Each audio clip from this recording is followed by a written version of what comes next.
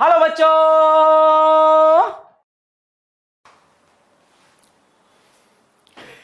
Hello प्यारे बच्चों। बच्चों, हमने motion in a straight line पढ़ लिया है और अब हम मोशन इन अ प्लेन या मोशन इन 2D पर आ रहे हैं बेटा। जब हम स्ट्रेट लाइन की बातें करते थे तब हमें जो डायरेक्शन होती थी वो केवल प्लस या माइनस साइन से हम लेकर दिखा देते थे। दो ही पॉसिबल डायरेक्शन होती थी। अगर आप हॉरिजॉन्टल लाइन की बात करते थे तब या तो आप लेफ्ट में जाते थे या फिर राइट में जाते थे, ठीक है। लेकिन जब आप मोशन इन अ प्लेन में आओगे तब आपके पास दो नहीं इनफाइनाइट डायरेक्शंस हो जाएंगी और इनफाइनाइट डायरेक्शंस को हैंडल करने के लिए जिस मैथमेटिकल टूल की हमें जरूरत पड़ती है उसका नाम है वेक्टर्स। यस बेटा, यह भी एक मैथमेटिकल टूल है जिसको आपको मैथमेटिक्स के अंदर क्लास 12th में समझाया जाता है। पूरा का पूरा चैप्टर आता है वेक्टर एंड 3D के नाम पर। लेकिन फिजिक्स में हमें जरूरत पड़ती है वेक्टर्स की, तो आज हम पढ़ने वाले हैं वेक्टर्स को, क्योंकि अब हम स्टार्ट कर रहे हैं मोशन इन अ प्लेन। तो मोशन इन अ प्लेन में यह हमारा पहला लेक्चर है बेटा, और इसके अंदर हम आज A to Z सारी बात करेंगे वेक्टर्स के बारे में। इसमें हमें एडिशन और सब्ट्रैक्शन तक बात करनी है और डॉट एंड क्रॉस प्रोडक्ट के बारे में हम आगे चलकर बात करेंगे, ठीक है। जो हमारा पहला चैप्टर होगा मोशन इन अ प्लेन का, उसमें हमें मेजरली जिसकी जरूरत पड़ेगी वो होगा addition and subtraction of vectors. तो इसलिए आज हम अपनी क्लास को स्टार्ट करते हैं, वेक्टर्स की बात को स्टार्ट करते हैं और देखते हैं यहां पर कि वेक्टर्स में हमें क्या क्या पूछा जा सकता है, क्या क्या आ सकता है, क्या क्या हमें मालूम होना चाहिए, ताकि हमारे को फिजिक्स में कोई दिक्कत परेशानी ना हो बेटा, ठीक है। बेटा, जितनी भी फिजिक्स में आप क्वांटिटीज पढ़ते हो उनको बोला जाता है फिजिकल क्वांटिटीज। क्या बोलते हैं बेटा उनको? हम बोलते हैं उनको physical quantities.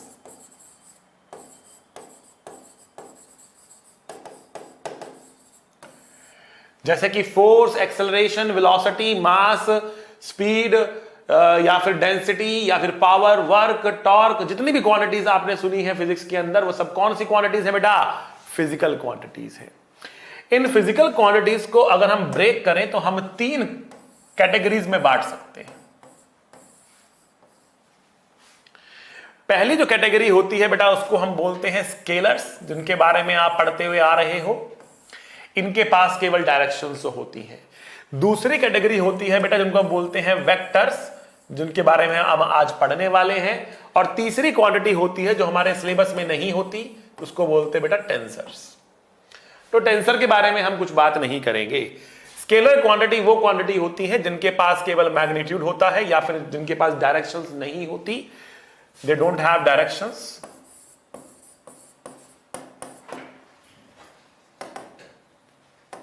They don't have direction. Vectors के पास डायरेक्शन भी है और मैग्नीट्यूड भी होता है। They have both magnitude and direction. इनके पास दोनों चीजें होती हैं, मैग्नीट्यूड भी होता है बेटा, डायरेक्शन भी होता है। टेंसर के बारे में बात करके हम अपना समय व्यर्थ नहीं करेंगे आज, ठीक है। और बात करेंगे वेक्टर्स के बारे में। वेक्टर्स के बाद डायरेक्शन और मैग्नीट्यूड तो होता ही है, साथ में they also follow the vector algebra. They follow the vector algebra.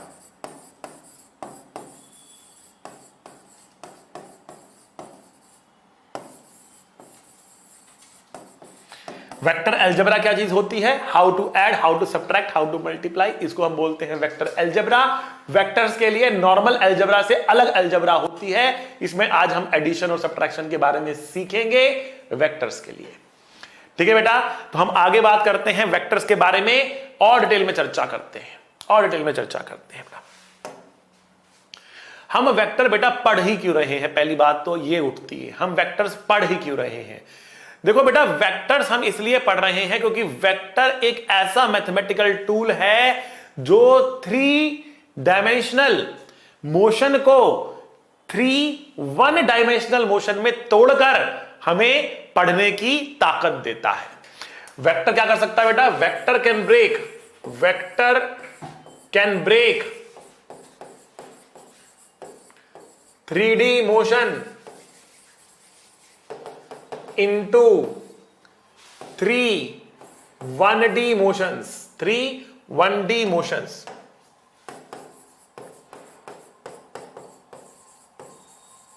तो बेटा 1D तो हम ऑलरेडी पढ़ चुके हैं, मोशन इन स्ट्रेट लाइन हम ऑलरेडी पढ़ चुके हैं और वो पढ़ना हमें आ गया है। अब 2D में क्या करें, प्लेन में क्या करें, 3D में क्या करें, तो वो करने के लिए हमें क्या चाहिए बेटा, वेक्टर चाहिए। वेक्टर क्या करेगा आपके लिए, वेक्टर उस 3D मोशन को 3 इंडिपेंडेंट डायरेक्शन में तोड़ देगा, या एक प्लेन के मोशन को 2 इंडिपेंडेंट डायरेक्शन में तोड़ देगा। ये है वेक्टर की ताकत, ये है वेक्टर की ताकत। बेटा इस ताकत को सीखना है हमें, इस ताकत को सीखना है हमें। समझ में आ गया कि वेक्टर कर क्या रहा है, वेक्टर हमें क्या ताकत दे रहा है फिजिक्स के अंदर, तो हम फिजिक्स के अंदर वेक्टर का बखूबी इस्तेमाल कर ले जाएंगे। ठीक है, तो वेक्टर की ताकत क्या है, what is the strength of vector, what is the power of vector. तो पावर क्या कह रहा है, ये कह रहा है कि वेक्टर 3D मोशन को 3 1D मोशन में तोड़ सकता है। कैसे तोड़ेगा उसकी बात करेंगे। 3 ऐसी डायरेक्शन चुननी होती हैं जो आपस में क्या होती हैं बेटा, इंडिपेंडेंट होती हैं। 3 डायरेक्शन जो आपस में क्या होती हैं बेटा, इंडिपेंडेंट होती हैं। और वो कौन सी डायरेक्शंस होती हैं, मैं एक 2D का एग्जांपल लेके समझाने की आपको कोशिश करता हूं।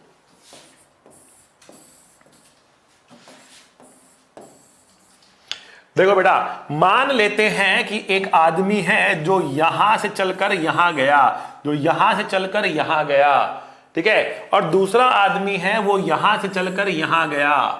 ठीक है, इसको हमने x कहा, इसको y कहा, इसको x कहा, इसको y कहा। ठीक है, अब ये आदमी जो यहां से चलकर यहां गया, ठीक है, इसका मतलब ये कुछ x में भी गया और ये कुछ y में भी गया। यहां पर अगर आप देखोगे तो इसका कुछ x कोऑर्डिनेट भी आएगा, इसका कुछ y कोऑर्डिनेट भी आएगा। जब ये पर्सन ऐसे जा रहा है तो हम कह सकते हैं इसका कुछ इंपैक्ट x में भी आ रहा है, कुछ इंपैक्ट y में भी आ रहा है। यह हम कह सकते हैं कि ये x में यहां से यहां तक पहुंचा, ये y में यहां से यहां तक पहुंचा। अगर मैं इसको x0, y0 कह दूं तो ये डिस्टेंस x0 होगा, ये डिस्टेंस y0 होगा। मतलब वो x में भी चला, मतलब वो y में भी चला। ठीक है, लेकिन अगर मैं यहां पर आता हूं और मैं कहता हूं कि ये आदमी यहां से लेकर यहां तक आया है, तो किस डायरेक्शन में चला है, ये चला है x में। अगर मैं आपसे पूछूं ये y में कितना गया, तो आप कहेंगे सर 0 गया। ये y में कितना गया, तो आप कहेंगे सर ये कितना गया है, 0 गया है। x में तो कुछ चला है लेकिन y में कुछ भी नहीं चला है। यहां पर आप आएंगे बट पहले इफेक्टिव ग्रेविटी क्या है, कुछ भी नहीं चला। इसका मतलब जब वो x में जा रहा है तो y में उसका हो चुकी है, लिफ्ट x में जा रहा है चेंज हो चुकी है, और लिफ्ट के अंदर मतलब y x से इंडिपेंडेंट है, y x से इंडिपेंडेंट है। ये होता है जब ये y में जाएगा तो x में नहीं जाएगा, तो x y से क्या है, इंडिपेंडेंट है। तो 2 डायरेक्शन हमें मिली जो आपस में क्या है, इंडिपेंडेंट डायरेक्शंस हैं। 2 डायरेक्शन हमें मिली जो आपस में क्या है, इंडिपेंडेंट डायरेक्शंस हैं। तो हम कह सकते हैं कि दो इंडिपेंडेंट डायरेक्शन होती हैं, वो आपस में कैसी होती हैं, कितने एंगल पर होती हैं, 90 डिग्री पर होती है। तो एक प्लेन में इस बोर्ड पे अगर आपने कोई भी एक लाइन खींच दी, इस बोर्ड पे कोई भी एक लाइन खींच दी, तो इस लाइन से, इस डायरेक्शन से इंडिपेंडेंट डायरेक्शन कौन सी होगी, इससे इंडिपेंडेंट डायरेक्शन कौन सी होगी, इसके परपेंडिकुलर डायरेक्शन वाली इंडिपेंडेंट डायरेक्शन होगी, इससे परपेंडिकुलर वाली इंडिपेंडेंट डायरेक्शन होगी। ठीक है, क्या आप इस प्लेन में कोई तीसरी लाइन ड्रॉ कर सकते हैं जो इसके और इसके परपेंडिकुलर हो, या इसके ही परपेंडिकुलर हो, कोई तीसरी लाइन जो इसके परपेंडिकुलर हो। ठीक है, मतलब डायरेक्शन उसकी इससे परपेंडिकुलर आनी चाहिए। ठीक है ना, तो वो यही बनेगी या इसके पैरेलल लाइन से बनेगी, मतलब यही डायरेक्शन बनेगी, इसके अलावा कोई और डायरेक्शन नहीं बनती। एक प्लेन में 2 परपेंडिकुलर डायरेक्शन आपको मिलेंगी, तीसरा उसके परपेंडिकुलर आपको नहीं मिलेगा।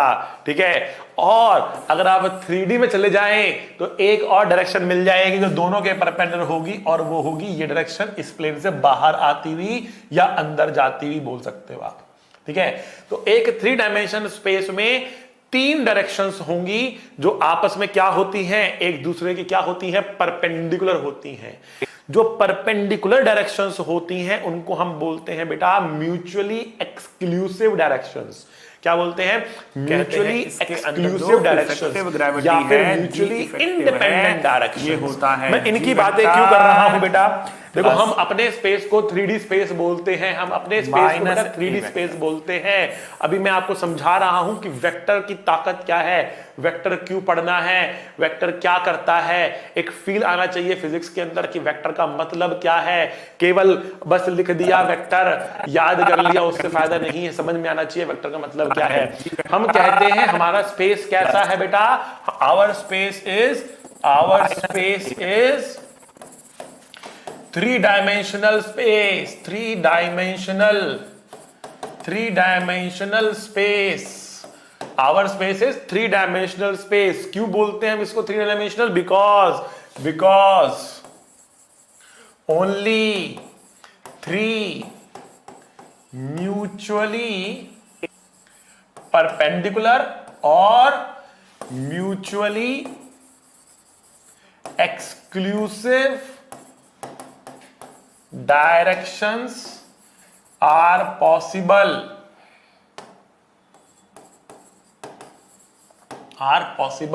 केवल तीन म्यूचुअली परपेंडिकुलर डायरेक्शंस पॉसिबल हैं। और जो इंडिपेंडेंट डायरेक्शंस होती हैं, अगर आपने किसी भी मोशन को उन तीन के अलोंग तोड़ दिया, कोई चौथी डायरेक्शन नहीं मिलेगी। और वो तीनों इंडिपेंडेंट है तो तीनों के अलोंग अलग अलग पढ़ सकते हो। जैसे कि आपने यहां से एक पत्थर को फेंक दिया, पत्थर गया इस तरीके से। ये एक प्लेनर मोशन है, एक प्लेन में दिखाया जा रहा है। ये एक प्लेनर मोशन है, प्लेन में दिखाया जा रहा है। तो आप कह सकते हो कि जब ये पत्थर आगे जा रहा है तो इसका जो मोशन है बेटा वो कुछ x में भी हो रहा है और इसका मोशन कुछ y में भी हो रहा है। ठीक है, ये देखो ये x में भी बदल रहा है, ये x में भी आगे जा रहा है, ये y में भी बदल रहा है, ऊपर जाकर नीचे आ रहा है, y भी चेंज हो रहा है, x भी चेंज हो रहा है। वेक्टर आपको ताकत देगा कि आप x वाले को अलग से पढ़ लो, आप y वाले को अलग से पढ़ लो। x वाला पढ़ना आपको आता है, y वाला पढ़ना आपको आता है। दोनों 1D मोशन है तो इस 2D मोशन को 2 1D मोशन में तोड़ के आपने पढ़ लिया। इस 2D मोशन को 2 1D मोशन में तोड़कर आपने पढ़ लिया। ये काम हम करेंगे मोशन इन अ प्लेन में। और ये करने के लिए आपको क्या चाहिए? आपको चाहिए बेटा वेक्टर्स। आपको क्या चाहिए बेटा? आपको चाहिए होगा वेक्टर्स। ठीक है, तो अब देखो बेटा वेक्टर कैसे हमें यहां पर यूज करेंगे। अब हम वेक्टर के टेक्निकलिटीज में आते हैं। हमने समझ लिया वेक्टर क्या होता है और फिजिक्स में हमें वेक्टर क्यों चाहिए। अब थोड़ा सा टेक्निकलिटीज में उसके घुसते हैं और समझने की कोशिश करते हैं कि वेक्टर यहां पर क्या कैसे यूज होता है। ठीक है बेटा, आइए तो सबसे पहले बात की जाए वेक्टर के सिंबल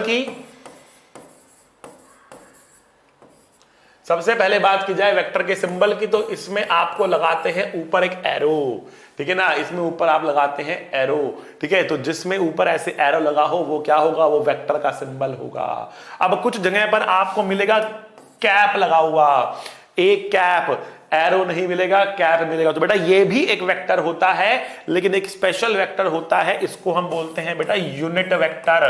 क्या बोलते हैं इसको बेटा? इसको बोलते हैं बेटा यूनिट वेक्टर।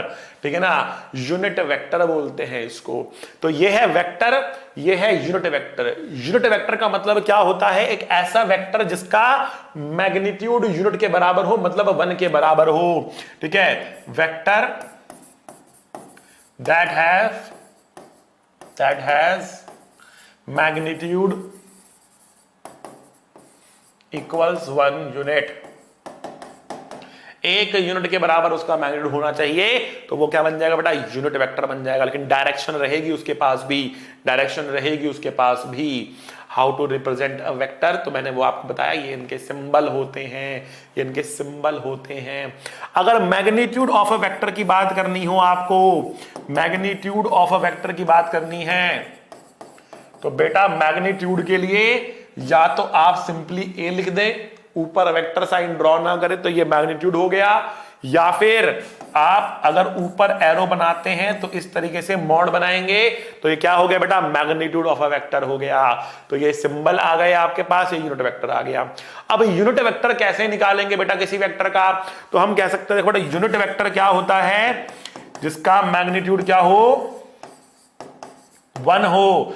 तो किसी भी वेक्टर का यूनिट वेक्टर निकालना है तो कैसे निकालेंगे, अगर किसी के मैग्नीट्यूड को उसके ही मैग्नीट्यूड से डिवाइड कर दे तो 1 आ जाएगा ना, 5 को 5 से डिवाइड करो 1 आएगा, 10 को 10 से डिवाइड करो 1 आएगा, 15 को 15 से डिवाइड करो 1 आएगा। ठीक है, आ रही बात समझ में। तो अगर मैंने ए वेक्टर को ए के ही मैग्नीट्यूड से डिवाइड कर दिया तो मैग्नीट्यूड तो कट के 1 आ जाएगा, क्या बचेगा बेटा, खाली आपके पास डायरेक्शन बचेगी और मैग्नीट्यूड बचेगा 1। तो यूनिट वेक्टर को लिखने का तरीका होता है ए vector divide by mod of a vector divide by mod of a, ये तरीका है आपके पास यूनिट वेक्टर को लिखने का बेटा। ठीक है, बढ़िया से आपने समझ लिया होगा। तो हम आगे बात करते हैं अब एक और स्पेशल वेक्टर की, जिसका नाम है पोजीशन वेक्टर। ठीक है बेटा, हम बात करते हैं पोजीशन वेक्टर की।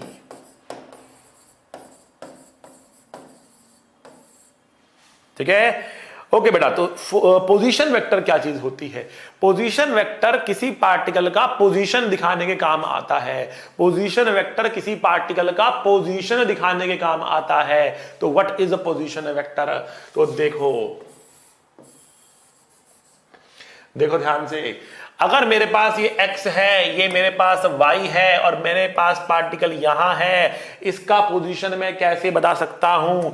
एक तरीका मेरे पास क्या है इसका पोजीशन बताने का, कि मैं इसका कोऑर्डिनेट बता दूं। सपोज मैंने कहा ये बैठा है x0, y0 पे, तो ये इसका लोकेशन का एड्रेस हो गया, ये इसके लोकेशन का एड्रेस हो गया, ये इसका पोजीशन हो गया। तो इसका पोजीशन हम लोकेट कर सकते हैं कैसे, by giving the coordinate, by giving the coordinate. ठीक है, अगर मैंने ये कोऑर्डिनेट यहां पर दिया इसको, तो जो ये है ये मेरे पास x0 है और जो ये है ये मेरे पास y0 है। तो यहां से अगर मुझे ये कोऑर्डिनेट पता है तो मैं यहां तक पहुंच सकता हूं। मुझे पता है मुझे यहां से x में x0 चलना है, फिर y में y0 चलना है, मैं यहां पहुंच जाऊंगा। तो ये एड्रेस है, ये पोजीशन है, कंप्लीट इंफॉर्मेशन है कोऑर्डिनेट के अंदर। एक और तरीका है बताने का, वो बताने का तरीका क्या होगा बेटा, इंस्टेड ऑफ द कोऑर्डिनेट, अगर मैंने ये डिस्टेंस दे दिया r और ये एंगल दे दिया थीटा, मैंने कहा इतना दूर है, इतने एंगल पर है, यहां बैठा हूं, मैं समझ गया मुझे इस एंगल पे इतना दूर जाना है, मैं इस पॉइंट पे पहुंच जाऊंगा। r और थीटा भी अपने आप में एक कंप्लीट इंफॉर्मेशन है। अब वेक्टर कैसे लिखते हैं, वेक्टर कैसे लिखते हैं, वेक्टर कैसे लिखें, पोजीशन वेक्टर कैसे लिखें। तो पोजीशन वेक्टर लिखने के लिए हमने कहा कि हम किसी भी वेक्टर को 2 डायरेक्शन में तोड़कर लिखेंगे, दोनों आपस में क्या होंगे, इंडिपेंडेंट होंगे। जिस तरीके से ये कोऑर्डिनेट है उसी तरीके से लिखा जाएगा, लेकिन ये लिखने के लिए हमें समझाना पड़ेगा। हमने कहा कि देखो यहां तक पहुंचने के लिए आपको पोजीशन वेक्टर हम ऐसे आर वेक्टर लिख देते हैं, मतलब ये मैग्नीट्यूड तो आर ही रहेगा, डायरेक्शन इसकी रहेगी, तो आर वेक्टर को मैंने पोजीशन वेक्टर लिख दिया। मान लिया ये ओ है, ये ए है, तो मैं आर वेक्टर को ओ ए वेक्टर लिख रहा हूं। ओ से ए तक जाने वाला वेक्टर, ओ से ए तक जाने वाला वेक्टर कैसे लिखा जाएगा, तो इसको हम कह रहे हैं क्या, कि एक्स डायरेक्शन में आपको कितना चलना है, x0 चलना है। तो एक्स डायरेक्शन में आपको x0 चलना है। अब एक्स डायरेक्शन के लिए मैंने दिखा दिया एक्स कैप। ठीक है, एक्स कैप का मतलब क्या हुआ, एक्स डायरेक्शन में यूनिट वेक्टर, एक्स डायरेक्शन में यूनिट वेक्टर। तो हमने कहा x0 into x cap, x cap का मैग्नीट्यूड कितना था 1 को x0 से मल्टीप्लाई करो कितना आएगा, x0 तो आएगा। तो x0 चला, डायरेक्शन क्या आई, x कैप वाली, x0 चला, डायरेक्शन क्या आई, x कैप वाली। ठीक है, y में कितना चलना है, y0 चलना है, तो क्या लिखूंगा बेटा, y0 into Y cap, Y naught into Y cap लिखूंगा तो मैं कह रहा हूं इसका मतलब क्या हुआ, एक्स डायरेक्शन में एक्स नॉट, वाई डायरेक्शन में वाई नॉट, जोड़ेंगे कहां पहुंच गए हम, आर वेक्टर हमें मिल गया, ओ से ए पर पहुंच गए हम। ये तरीका होता है लिखने का वेक्टर फॉर्म में, ठीक है। अब देखो हमने क्या किया, हमने कुछ प्री डिफाइंड यूनिट वेक्टर बनाए, हमने कहा कि एक्स एक्सिस के अलोंग जो वेक्टर है उसको हम आई कैप बोलेंगे और वाई के अलोंग जो है उसको हम क्या बोल देंगे बेटा, जे कैप बोल देंगे। वाई के अलोंग क्या है, उसको जे कैप बोल देंगे, ठीक। तो अब जो ये आर वेक्टर लिखा गया, ये लिखा गया X naught I cap plus Y naught J cap, ऐसे लिख दिया गया, ठीक है। अच्छा बताओ ये आर की वैल्यू कितनी होगी, पाइथागोरस लगा के बताओ आर की वैल्यू कितनी होगी। आर की वैल्यू पाइथागोरस के हिसाब से आप बोलोगे सर एक्स नॉट का स्क्वायर प्लस वाई नॉट का स्क्वायर होगी, यस और नो।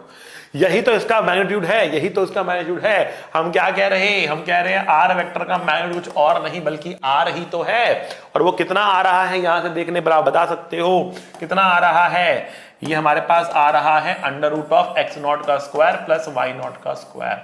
इस तरीके से आप देख सकते हो जब भी इस फॉर्मेट में लिखा जाएगा तो मैग्नीट्यूड क्या होगा, इसका स्क्वायर प्लस इसका स्क्वायर। अगर साथ में के कैप मतलब जेड एक्सिस के लिए, आई कैप किसके लिए, एक्स के लिए, जे कैप किसके लिए, वाई के लिए, जेड होगा तो क्या लिखना पड़ेगा, के कैप लिखना पड़ेगा साथ में। I cap, J cap, K cap तीन आ जाएंगे, जेड के लिए के कैप। तो under root of A square plus B square plus C square लिखेंगे ना यहां पर, तो यहां पर क्या आ जाएगा, X naught square, Y naught square, Z naught square, ठीक है ना। इस तरीके से आप आर की वैल्यू को लिख सकते हो। कोई आपसे पूछे सर इस डायरेक्शन में यूनिट वेक्टर बता दो जरा, आर कैप कितना होगा, इस डायरेक्शन में यूनिट वेक्टर बता दो आर कैप कितना होगा, तो आप कहेंगे R vector divide by mod of R vector, that means X naught I cap plus Y naught J cap divide by under root of X naught square plus Y naught square. ये आएगा बेटा X naught I cap plus Y naught J cap divide by root of X naught square plus Y naught square, ये आएगा बेटा हमारे पास। समझ गए बेटा, बढ़ते हैं आगे। हमने देखा कि पोजीशन वेक्टर लिखते कैसे हैं, ये जो पोजीशन वेक्टर हमने लिखा ये हमने लिखा ओरिजिन के रिस्पेक्ट में। अब हम बात करते हैं अगर किसी एक पॉइंट पर बैठकर किसी दूसरे पॉइंट को देख रहे हैं, तो उस पॉइंट के रिस्पेक्ट में दूसरे वाले का पोजीशन वेक्टर क्या होगा, ठीक है ना। और अगर सिंपल भाषा में हम कहें इसका लिखने का तरीका, तो मैं आपको एक सिंपल तरीका बता देता हूं उसका क्या तरीका होता है। देखो बेटा, एक वेक्टर के पास दो चीजें होती हैं, बेटा। एक होता है हेड और दूसरा होता है टेल। तो देखो मैं कह रहा हूं एक वेक्टर को दिखाने का एक तरीका और है, और वो तरीका है एरो से। उसका मैग्नीट्यूड जितना बड़ा होगा एरो भी उतना लंबा होगा, जितना बड़ा मैग्नीट्यूड होगा एरो भी उतना बड़ा होगा। डायरेक्शन आपको दिखाई जा रही है, डायरेक्शन होगी टेल से हेड की तरफ, तो डायरेक्शन है ये। अगर पोजीशन वेक्टर आपको लिखना है तो एक तरीका मैं आपको बता देता हूं। तरीका हमारे पास जो है वो बहुत ही सिंपल है, वो है हेड माइनस टेल, हेड के कोऑर्डिनेट माइनस टेल के कोऑर्डिनेट, माइनस टेल के coordinate, you will get the position vector. क्या मतलब है कहने का, मतलब बेटा ये है कि अगर ये x है ये y है, अगर ये x है और ये y है, आपने लिए दो पॉइंट, एक पॉइंट लिया यहां पर, एक पॉइंट लिया यहां पर, ये a है ये b है, इसका कोऑर्डिनेट है x a y a z a, इसका कोऑर्डिनेट है x b y b z b, ठीक है ना। और आप जानना चाहते हैं कि b कहां है, A से देखने पर B कहां है, you want to know the position of B when seen from A से B कहां है, पोजीशन ऑफ B क्या बोलेंगे इसको बोलेंगे position of B with respect to A, position of B with respect to A से देखने पर बी कहां है, ए से देखने पर बी कहां है, तो ए से देखने पर बी यहां है। तो ए पर खड़े होकर बी को देखें तो क्या बोलेंगे, ए पर कोई आदमी खड़ा हुआ कह रहा है कि बी कहां है, उसने बोला वहां है, तो एरो ऐसा बनाएगा ना, उसने बोला वहां है तो एरो तो ऐसा बनाएगा ना वो। तो ये है position vector of B when seen from A, ठीक है ना, ए से देखने पर बी की पोजीशन, एरो बन गया ऐसा। कोई पूछे कितना होगा ये तो क्या बोलोगे, head minus tell, head minus tell, कितना इसका हेड, हेड इसका एक्स बी, हेड इसका एक्स बी, टेल इसका एक्स ए। एक्स में से एक्स माइनस करोगे और क्या लगाओगे, आई कैप लगाओगे क्योंकि वो एक्स में है। वाई में क्या बोलोगे बेटा, आप बोलोगे Y B minus Y A, J cap, Z B minus Z A, K cap. ये हमारा क्या आ गया, आर बी ए वेक्टर आ गया। R B A vector is X B minus X से I cap, Y B minus Y A, J cap, Z B minus Z A, K cap. ये हमारा क्या आ गया, ये आर बी ए वेक्टर आ गया। आई बात समझ में आपको, ये आर बी ए वेक्टर आ गया। अब बताओ what is the unit vector in this direction, या फिर सर ये डिस्टेंस कितना होगा, तो आपने फॉर्मूला पढ़ रखा होगा बचपन में, 2 पॉइंट्स के बीच का डिस्टेंस निकालने का फॉर्मूला, ठीक है ना। अब देखो कैसे निकालेंगे, यहां से कैसे निकालेंगे, यहां से देखो, ठीक है। अब देखो हम क्या बोलेंगे, आर बी ए का मैग्नीट्यूड, इसका स्क्वायर प्लस इसका स्क्वायर प्लस इसका स्क्वायर होल अंडर रूट। आप बोलेंगे under root X B minus X A square, Y B minus Y A square, Z B minus Z A square. ये हमारे पास magnitude आ गया। इसको इससे डिवाइड करेंगे तो यूनिट वेक्टर भी निकल जाएगा। पोजीशन वेक्टर ऐसे निकालते हैं बेटा, बट मैं क्यों सिखा रहा हूं आपको पोजीशन वेक्टर, आगे चलकर रिलेटिव में भी मदद करेगा आपको, आगे चलकर रिलेटिव में भी मदद करेगा आपको, रिलेटिव मोशन करके टॉपिक पढ़ेंगे उसमें मदद करेगा आपको, और ये सारा तरीका आपके सामने है। अभी देखो इसके ऊपर क्या हम करते हैं बेटा। मान लिया हमारे पास एक क्यूब है, एक शानदार बढ़िया क्यूब हमारे पास है।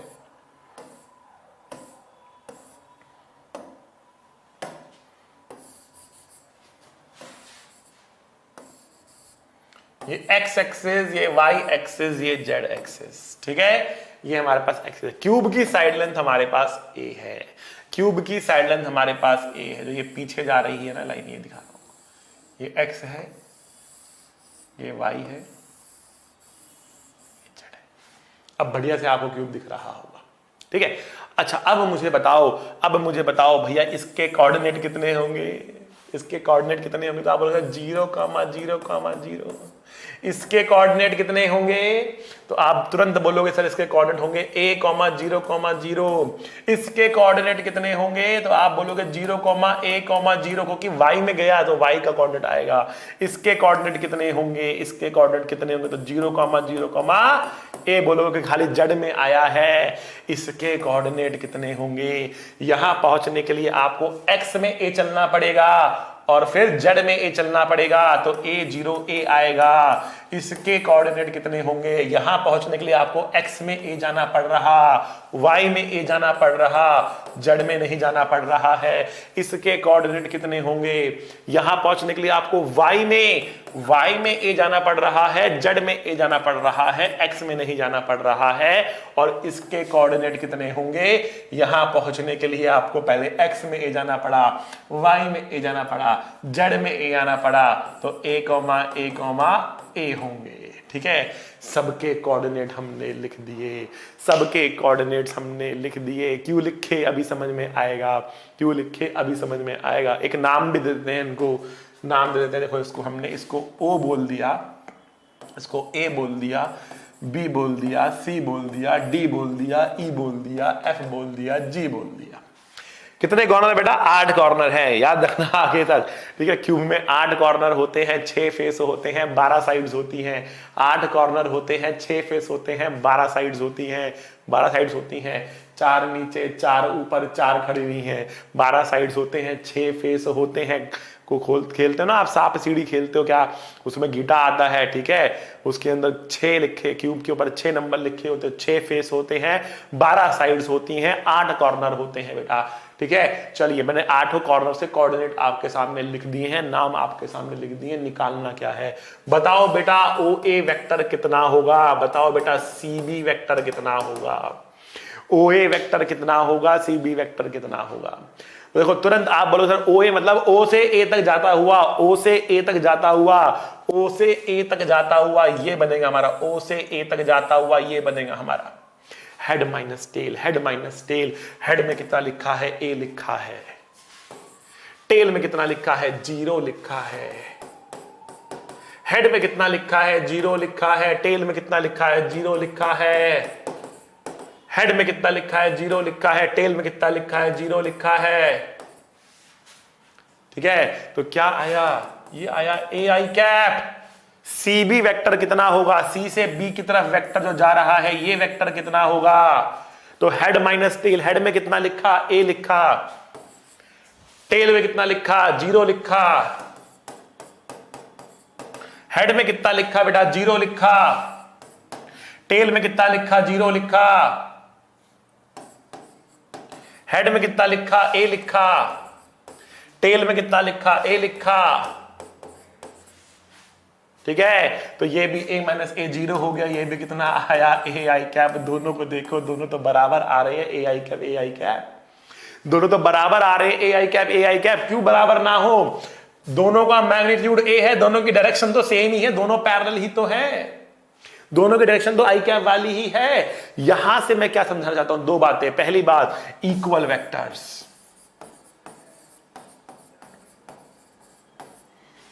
ऐसे वेक्टर जिनका मैग्नीट्यूड हो बराबर, डायरेक्शन हो same, same magnitude same direction, same magnitude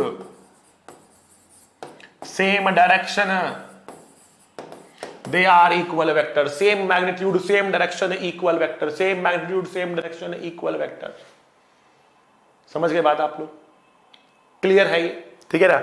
equal vector मतलब same magnitude same direction. Okay, अच्छा, अगर magnitude same direction same vector equal कब बने वो? ये इक्वल इसलिए हुए बिकॉज मैंने इसको घुमाया नहीं है, सेम पैरेलल रहा, पैरेलल रहा, पैरेलल रहा और मैग्नीट्यूड चेंज नहीं करा। इसका मतलब क्या है? इसका छोटा सा मतलब ये है कि if a vector is moved parallel to itself without changing its direction or magnitude, then it remains equal, then it remains equal। कोई वेक्टर आपके पास है, उसको ना घुमा रहे, ना डायरेक्शन चेंज कर रहे, ना मैग्नीट्यूड चेंज कर रहे, बस पैरेलली लेके चल रहे हो, उसको उठाकर पैरेलली लेकर चल रहे हो तो चल सकते हो। वो बदलेगा नहीं, वो सेम रहेगा, वो बदलेगा नहीं, वो सेम रहेगा, सेम वेक्टर रहेगा। ठीक है ना? कोई डिफिकल्ट, कोई प्रॉब्लम नहीं आएगी। समझ गए बेटा? आपको कोई परेशानी नहीं आएगी कि आप कर सकते हो। अब वेक्टर अगर उसको अपने पैरेलल मूव कराया जाता है, it remains same, it remains equal. Okay बेटा, समझ गए तो ठोको ताली। समझ गए तो बेटा ठोको ताली। बड़ा इंपॉर्टेंट चीज बता रहा हूं आपको, कैसे कैसे इस्तेमाल करना पड़ेगा, अभी समझ में आएगा, मजा आएगा आपको। ठीक है, देखते जाओ।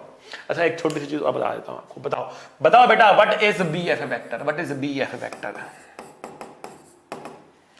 तो बी एफ मतलब बी से एफ तक जाता है, हेड माइनस टेल करेंगे तो A minus A 0 I cap, A minus 0 A J cap, 0 minus A K cap. ये हमारे पास है बी एफ वेक्टर। कोई पूछ ले आपसे सर इसका मैग्नीट्यूड कितना होगा, तो क्या बोलोगे?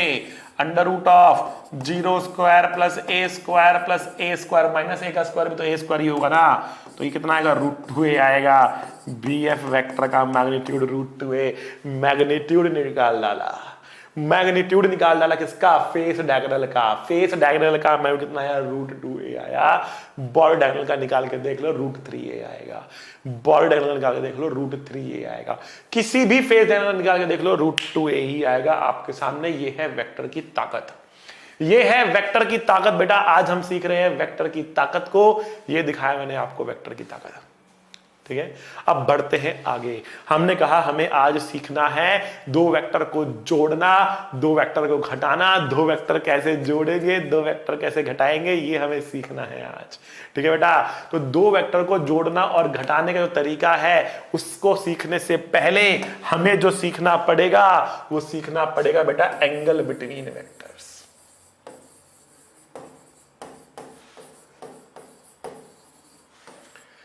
एंगल बिटवीन वेक्टर्स, दो वेक्टर के बीच में एंगल क्या होता है। अभी आप कहोगे सर इसमें कौन सी बड़ी बात है, हमें तो पता ही है दो एंगल्स के बीच का, दो वेक्टर्स के बीच का angle is the angle between the vector.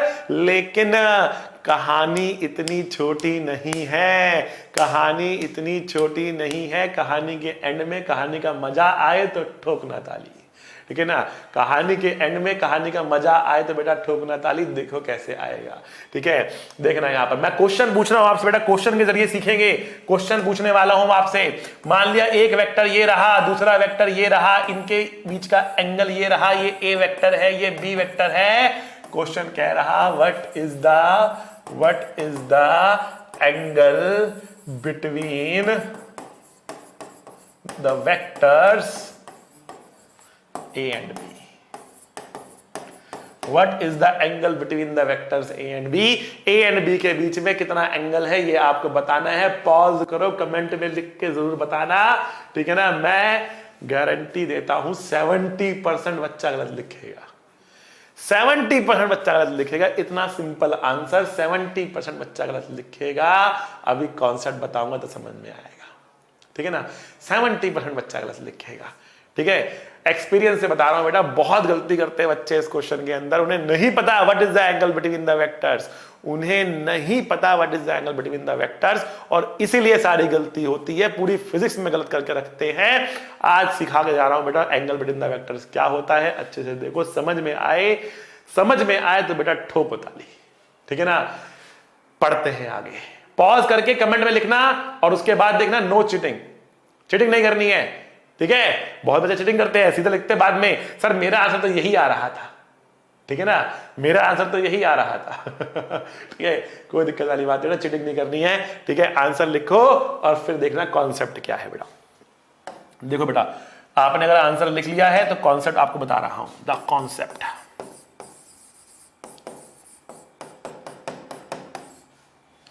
क्या कॉन्सेप्ट है बेटा एंगल निकालने का। तो हम कहते हैं कि when two vectors are connected, when two vectors are connected either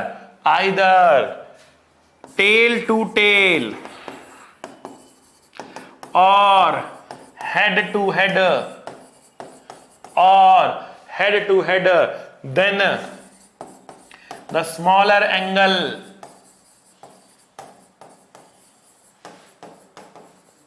between them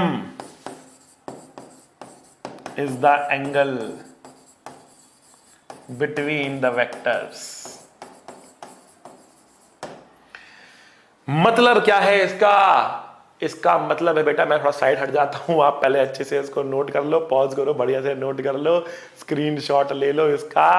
बहुत इंपॉर्टेंट कॉन्सेप्ट है, ठीक है ना। ये कह रहा है कि when two vectors are connected either tail to tail, दोनों की टेल जुड़ी हो या दोनों का हेड जुड़ा हो, दोनों की टेल जुड़ी हो या दोनों का हेड जुड़ा हो, तभी उनके बीच का एंगल निकालोगे आप। क्या यहां पर दोनों की टेल जुड़ी है? यहां पर तो एक का हेड है और दूसरे की टेल है। अभी तो एंगल निकाल ही नहीं पाओगे, आपको क्या करना पड़ेगा, आपको दोनों का हेड जोड़ना है या दोनों की टेल जोड़ना है। कोई भी जोड़ सकते हो, उसे फर्क नहीं पड़ेगा। दोनों का हेड जोड़ना है या दोनों की टेल जोड़नी है, और जब दोनों का हेड या टेल जुड़ी होंगी तब जो छोटा एंगल होगा वो होगा एंगल बिटवीन द वेक्टर्स, ठीक है। देखो, काफी सारे बच्चे बोल रहे होंगे सर इसका आंसर है थीटा, कुछ बच्चे बोले सर इसका आंसर है 360 माइनस थीटा, कुछ बच्चे बोले सर इसका आंसर है 180 माइनस थीटा, ठीक है ना। ये आंसर दिए होंगे कमेंट से बहुत सारे बच्चों ने, कुछ बच्चों ने सही भी दिए होंगे, कुछ ने सही भी दिए होंगे, ऐसा नहीं कि सारे बच्चे को नहीं पता होगा, कुछ बच्चों को पता भी होगा बात, ठीक है ना। तो अब देखते हैं इसका सही आंसर क्या है। इनमें से कोई भी आंसर सही नहीं था। सही आंसर क्या है? सही आंसर निकालने के लिए दोनों का टेल, दोनों का हेड जुड़ना चाहिए। कैसे जोड़े? तो उसके बाद मैंने यहां पे बताई आपको।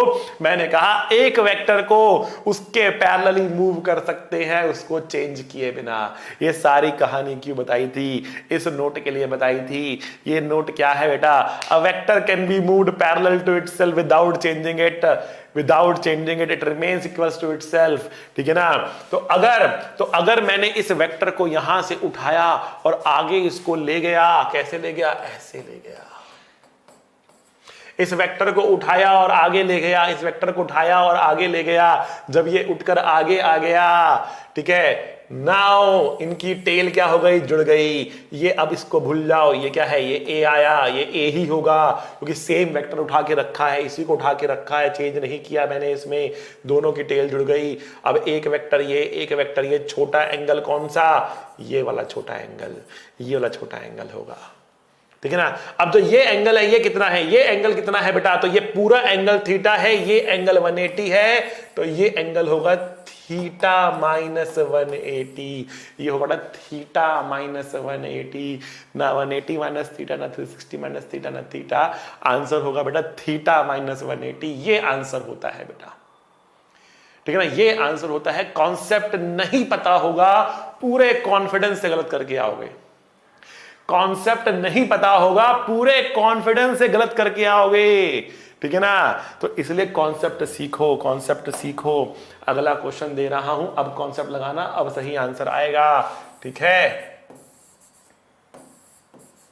इक्विलेटरल ट्रायंगल है बेटा, इक्विलेटरल ट्रायंगल, इक्विलेटरल ट्रायंगल।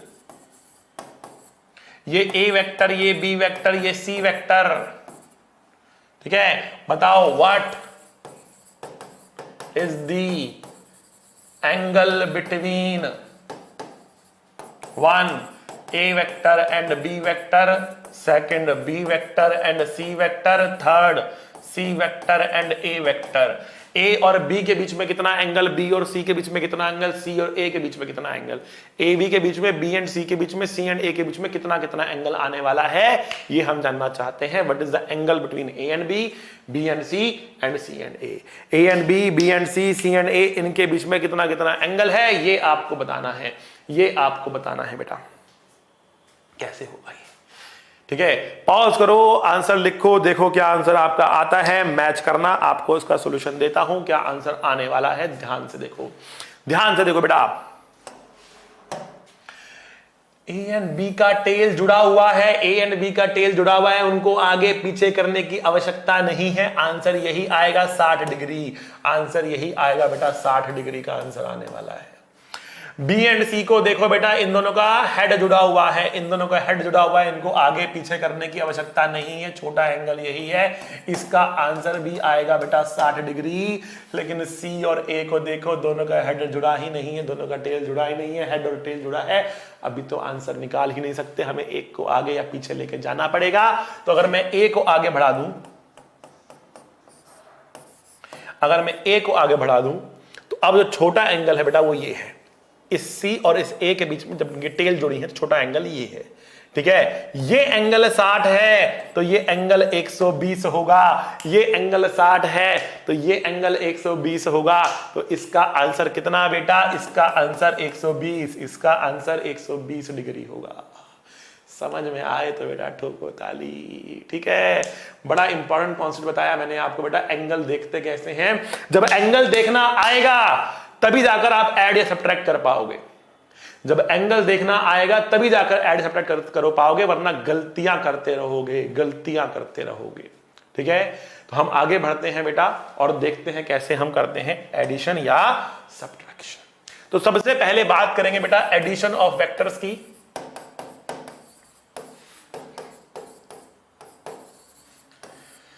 सबसे पहले बेटा बात करेंगे बेटा एडिशन ऑफ वेक्टर्स की। दो तरीके हमारे पास हैं एडिशन के, है तो तीन तरीके हमारे पास एडिशन के, ठीक है। और मैं इनफैक्ट तीसरा तरीका ज्यादा इस्तेमाल करूंगा आगे चलने वाले समय में, उसको रोक के रखा हूं और आगे चल के बताऊंगा। आज के लेक्चर में बताऊंगा, चिंता मत करना बेटा, ठीक है, उसका इस्तेमाल मैं ज्यादा करूंगा। लेकिन जो अभी कॉमन तरीके हैं जिनके बारे में आपसे एग्जाम में भी पूछा जाएगा स्कूल के, ठीक है, अगर वो वेक्टर्स को पूछेंगे आपसे, ठीक है, एनसीईआरटी ने भी दे रखा है, उनके बारे में हम पहले बात करते हैं। ठीक है, और जो हमारा तीसरा मेथड रहेगा, ठीक है, उसके बारे में बताऊंगा। वो भी कॉमन मेथड, ऐसी बात नहीं है, लेकिन उसमें जो हम कर रहे हैं उस सबका इस्तेमाल भी नहीं करना पड़ा, सिंपल वाला थोड़ा। और खैर अभी ज्यादा नहीं बोलते हैं उसके बारे में, अभी बात करते हैं उन दो तरीकों की। और वो तरीके क्या है? पहला तरीका है आपके पास triangle law of vector addition, triangle law. दूसरा होता है आपके पास बेटा क्या? Parallelogram law.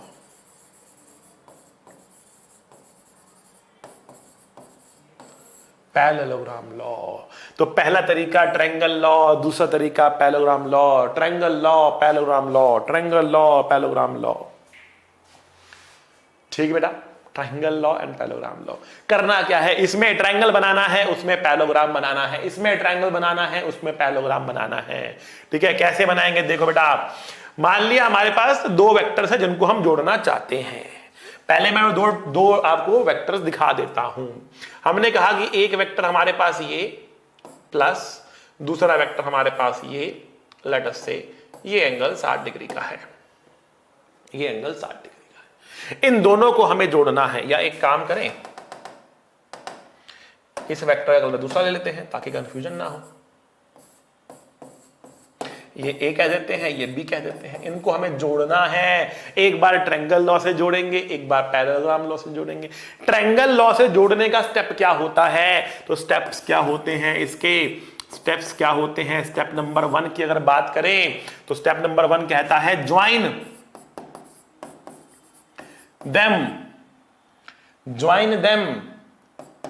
In order.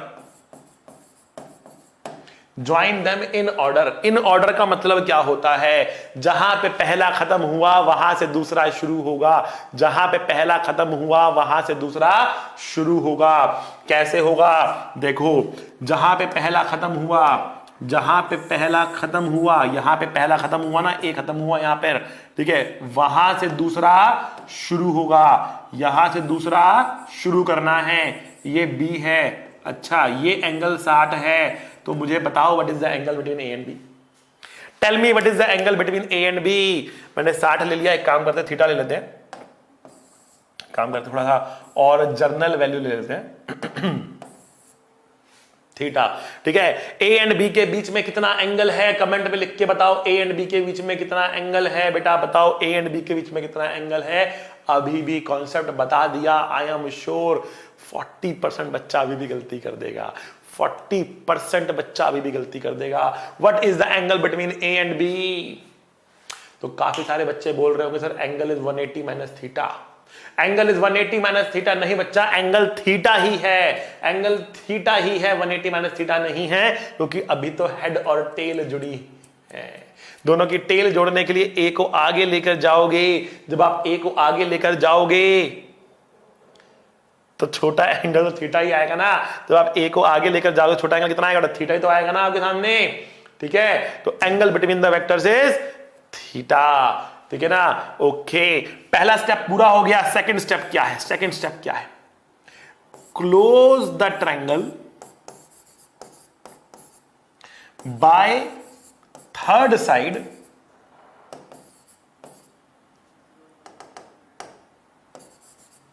by third side in reverse order।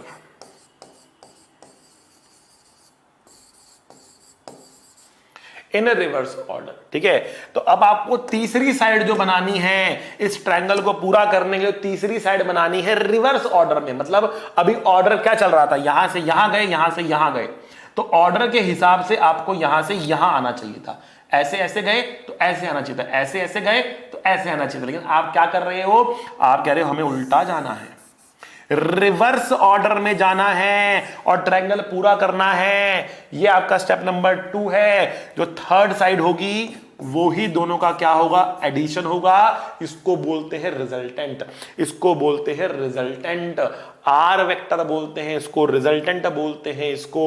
तो रिजल्टेंट आर वेक्टर क्या लिखा जाएगा बेटा? A vector plus B vector लिखा जाएगा। अभी इसके बारे में और डिटेल में चर्चा करता हूं, पहले पैरेललोग्राम बनाना सीख लेते हैं। पहले पैरेललोग्राम बनाना सीख लेते हैं। तो पैरेललोग्राम बनाने के लिए क्या करना होगा, आपको दोनों वेक्टर को टेल टू टेल या हेड टू हेड ज्वाइन करना होगा। यहां पर तो इन ऑर्डर किया, टेल और हेड ज्वाइन किए।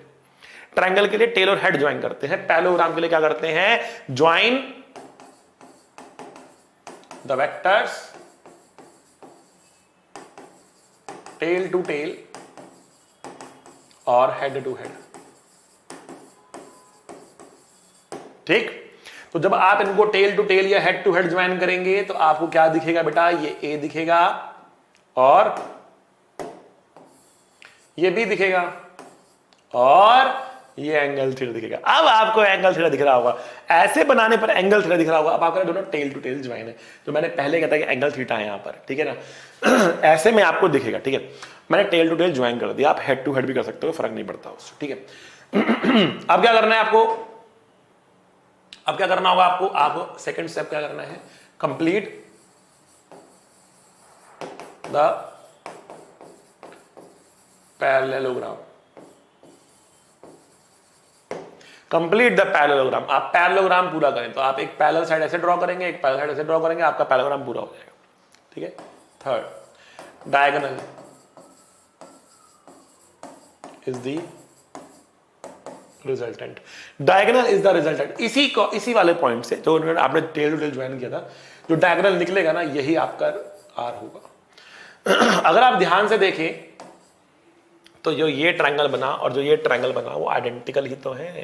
जो ये ट्रायंगल बना और जो ये ट्रायंगल बना वो आइडेंटिकल ही तो है। ये ए है, ये बी है, इसमें दो ट्रायंगल बन गए, इसमें एक ट्रायंगल बन गया, इतना फर्क है।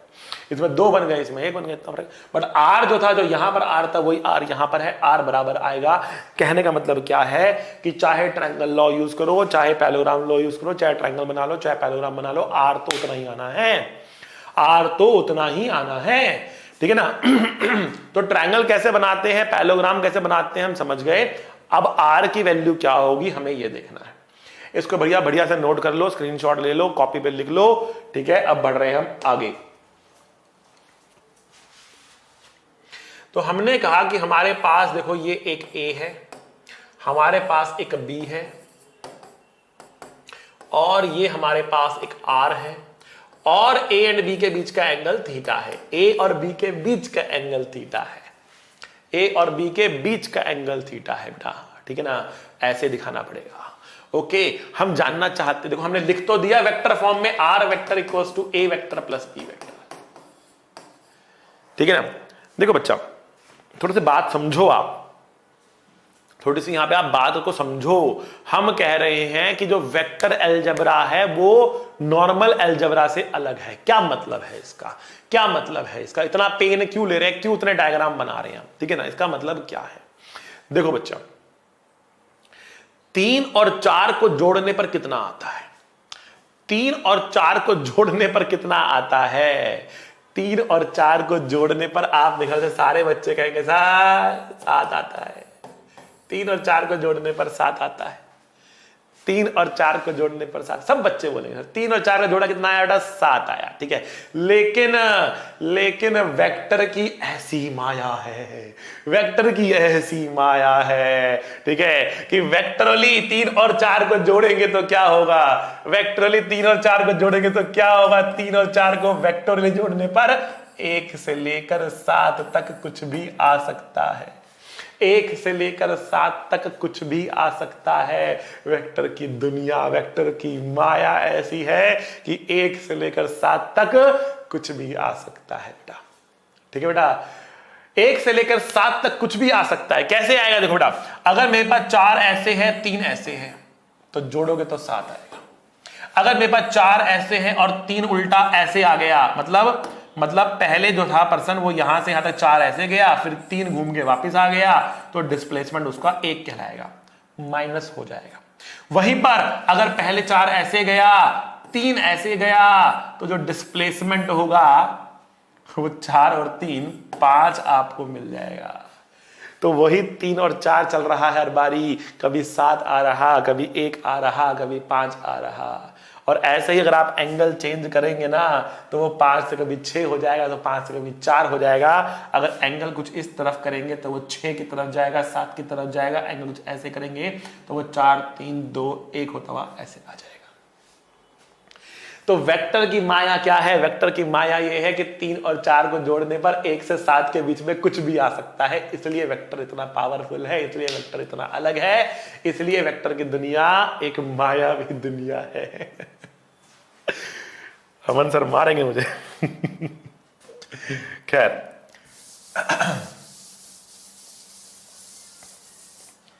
आते वापस आते। हम कह रहे हैं R vector is A vector plus B vector, R vector is A vector plus B vector. ठीक है, खैर आर की वैल्यू कितनी होगी, आर की वैल्यू कितनी होगी हम जानना चाह रहे हैं। देखो बच्चा, हमने यहां पर एक ट्रायंगल बनाया और हमने कहा कि देखो ये साइड बी के बराबर है, ये साइड बी के बराबर है। ठीक है ना? अच्छा जी, अब ये जो ट्रायंगल बन रहा है ये हाइपोटेन्यूज है, ये हमारा बेस है, ये हमारा परपेंडिकुलर है। ठीक है, ये हमारा हाइपोटेन्यूज है एक तरीके से, ठीक, जो कि बी के बराबर है। B is for like B vector and h is hypotenuse, p is perpendicular, b is base। ठीक है, now in this triangle tell me what is cos theta equals to। cos theta कितना? Base upon में hypotenuse जो कि b के बराबर ही है, जो कि b के बराबर ही है। तो what is base equal to, what is base equal to, it is b cos theta. Base कितना आया हमारे पास? b cos आया, वंडरफुल। बेस कितना आया हमारे b cos थीटा आया, वंडरफुल। ठीक है, परपेंडिकुलर देखते हैं आप, sin थीटा कितना होता है? sin थीटा होता है बेटा परपेंडिकुलर अपॉन में हाइपोटेन्यूज। हाइपोटेन्यूज तो अब आप कंफ्यूज हो रहे होंगे, हाइपोटेन्यूज, अब हाइपोटेन्यूज कितना है हमारे पास? b के बराबर ही तो है, हाइपोटेन्यूज b के बराबर ही तो है ना। ठीक है, तो ये p कितना आया? ये आया b sin थीटा आया हमारे पास, b sin थीटा आया हमारे पास। ठीक है, तो बेसिकली हमने यहां पर घुमा फिरा के क्या कहा? हमने ये कहा कि देखो हमारे पास जो ये ट्रायंगल था ना, ये r था, ये a था, ये b था, ये था b cos थीटा, ये था b sin थीटा, ये एंगल था थीटा। ठीक है ना, b cos theta, b sin theta, ये एंगल था थीटा, ये a, ये r। ठीक है, तो tell me what is r, tell me what is r। It is under root of a plus b cos theta, a plus b cos theta का square plus b sin theta का square plus b sin theta का square. तो r कितना आएगा बेटा? पूरे में मैंने पाइथागोरस लगाया, पूरे में पाइथागोरस लगाया। r कितना आएगा बेटा? Under root of a plus b cos theta का square plus b sin theta का square, a plus b cos theta का square plus b sin theta का स्क्वायर, ये हमारे पास आएगा। तो उसको सॉल्व करते हैं बेटा। a square plus b square cos square theta plus 2ab cos theta plus b square sin square theta, b square cos square theta, b square sin square theta. जब हम इसमें से b स्क्वायर कॉमन लेंगे तो sin square theta plus cos square theta आएगा। तो trigonometry की एक बेटा प्रॉपर्टी होती है, sin square theta plus cos square theta होता है 1। तो सॉल्व करने पर अल्टीमेटली r की वैल्यू आ रही under root of a square plus b square plus 2ab cos theta. ठीक है, ये आ रही है। ठीक है, अंडरस्टूड। अच्छा, अगर ये रिजल्टेंट हम कहते हैं ये एंगल डेल बना रहा है ए के साथ, ये एंगल डेल बना रहा है ए के साथ, तो कोई आपसे ये भी पूछ सकता है कि बताओ tan डेल कितना है, tan डेल कितना है, tan डेल कितना है। तो आप बोलोगे बेटा पूरे बड़े वाले ट्रायंगल में perpendicular upon base. What is perpendicular? It is b sin theta. What is base? a plus b cos theta. तो r की value root of a square plus b square plus 2ab cos theta, root of a square plus b square plus 2ab cos theta, और tan del की value b sin theta divide by a plus b cos theta, b sin theta divide by a plus b cos theta. समझे बेटा? बहुत शानदार। बढ़ते हैं आगे। जो अभी तक हमने पढ़ा उसका निचोड़ देख लेते हैं। दो वेक्टर्स को जोड़ने के दो तरीके, triangle law, parallelogram law, triangle law, parallelogram law. ठीक है, ट्रायंगल लॉ हो या पैरेललोग्राम लॉ हो, दोनों ही केस में आर वेक्टर लिखा जाता है ए वेक्टर प्लस बी वेक्टर से, लेकिन आर की वैल्यू ए प्लस बी नहीं होती। आर की वैल्यू डिपेंड्स अपॉन, आर की value depends upon depends upon theta, R की वैल्यू डिपेंड्स अपॉन थीटा। कितनी होती है आर की वैल्यू? आर की वैल्यू होती है under root of A square plus B square plus 2ab cos theta. Now if theta equal to 0, दोनों same direction में लग रहे, then R is maximum, then R is maximum. कितना होगा आर? आर होगा a प्लस बी, क्योंकि ये a plus B का square root a plus B बनेगा। If theta equals to 180 degree, तो कॉस हो जाएगा -1, then R is minimum, then R is minimum, मतलब एक इस डायरेक्शन में एक उल्टी डायरेक्शन में, देन आर इज मिनिमम। अगर आर मिनिमम है तो क्या बोलेंगे? आर की वैल्यू कितनी आने वाली है? आर मैक्सिमम ये था, आर मिनिमम कितना होगा? ये होगा a माइनस बी का मॉड। मॉड जो बड़ा है उसमें छोटा माइनस करना पड़ेगा, क्यों? क्योंकि रूट में है ना, तो रूट में कभी नेगेटिव तो बाहर निकलेगा नहीं, पॉजिटिव बाहर निकलेगा। b बड़ा हो तो b माइनस ए बोलेंगे, a बड़ा हो तो a माइनस बी बोलेंगे, तो इसमें मैंने मॉड लगा दिया। That means R is going to fluctuate between a minus b and a plus b. R is going to fluctuate between a minus b and a plus b. What if theta equals to 90? एक case और ले रहे हैं। If theta बराबर 90 तब क्या होगा? If theta बराबर 90 तब क्या होगा? तो देखो बेटा, अगर थीटा 90 के बराबर है तब R की वैल्यू होगी, cos 90 होता है 0, तो वो होगी root of a square plus b square. Root of A square plus B square is R, root of A square plus B square is R. ठीक है बच्चा, समझ गए? क्लियर है बात? Root of A square plus B square is R, ये हमारे पास आर की वैल्यू आ गई। एंड आर की value is going to fluctuate between mod of A minus B to A plus B. A plus B में mod की जरूरत नहीं, जैसे कि मैंने कहा कि 3 और 4 को जोड़ने पर 1 से लेकर 7 तक कुछ भी आता है, a plus B a minus B से निकाल सकते हो आप। इसके बीच में ही कुछ रहेगा, कितना रहेगा? एंगल थीटा पे डिपेंड करेगा। कितना रहेगा? एंगल थीटा पे डिपेंड करेगा। वैल्यू कितनी आएगी? Root of A square plus B square plus 2ab cos theta आएगी, थीटा पर डिपेंड कर जाएगा। समझ गए बात? क्लियर है? कोई परेशानी नहीं होगी आई थिंक। अच्छा भाई, अब यहां पे कुछ और स्पेशल केसेस की बात करें अगर हम, तो एक स्पेशल केस बना सकते हैं। अगर a और b बराबर होगा तब क्या केसेस बनते हैं? देखो बेटा,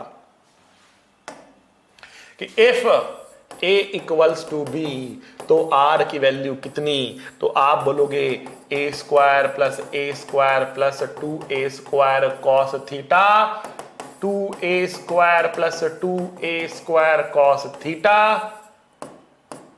2a स्क्वायर कॉमन लिया, 1 plus cos theta. Now we have a formula, cos 2 theta is equals to 2 cos square theta minus 1। Trigonometry का फॉर्मूला है बेटा, कॉस 2 थीटा होता है 2 कॉस स्क्वायर थीटा माइनस 1, या फिर cos theta 2 cos square theta by 2 minus 1। इस 1 को यहां लेकर आएंगे तो 1 कॉस थीटा होगा 2 कॉस स्क्वायर थीटा बाई 2। इसको पुट करेंगे यहां पर तो हमें r मिलेगा under root of 2a square 2 cos square theta by 2, 2a square 2 cos square theta by 2, 2 और 2 का 2a और a का a कॉस का कॉस, ये आएगा r का वैल्यू। r के लिए एक छोटा फॉर्मूला आ गया, कब आया? जब a और b क्या होंगे? बराबर होंगे। a और b बराबर है तो छोटा फॉर्मूला लिखेंगे r बराबर 2a cos theta by 2। Formula directly होना चाहिए याद। जब ये चीजें होंगी याद तो कैलकुलेशन बचेगी, समय बचेगा, फटाफट आंसर आएंगे। r की value 2a cos theta by 2, 2a cos theta by 2। समझ गए बेटा बात? क्लियर है? All clear? ठीक बेटा, तो आगे बढ़ते हैं। इसमें और केसेस देखते हैं कि इफ a बराबर b है एंड थीटा बराबर 0 है, r की वैल्यू होगी 2a। इफ a बराबर b है एंड थीटा की वैल्यू 180 डाल दी मैंने उल्टा, r की वैल्यू आएगी कितनी? 0। क्यों? cos 180 बाई 2 मतलब 90, cos 90 होता है 0, उल्टे हैं तो कट जाएंगे। इफ a बराबर b है, थीटा की वैल्यू मैंने डाल दी 90, तो cos 90 बाई 2 मतलब 45, cos 45 1 बाय रूट 2, तो ये कितना आएगा बेटा? r आएगा रूट 2a। पुट करना है वैल्यू को, यहां पर थीटा की वैल्यू पुट करनी है, सॉल्व कर रहा हूं, कुछ नहीं कर रहा हूं मैं। ठीक है ना।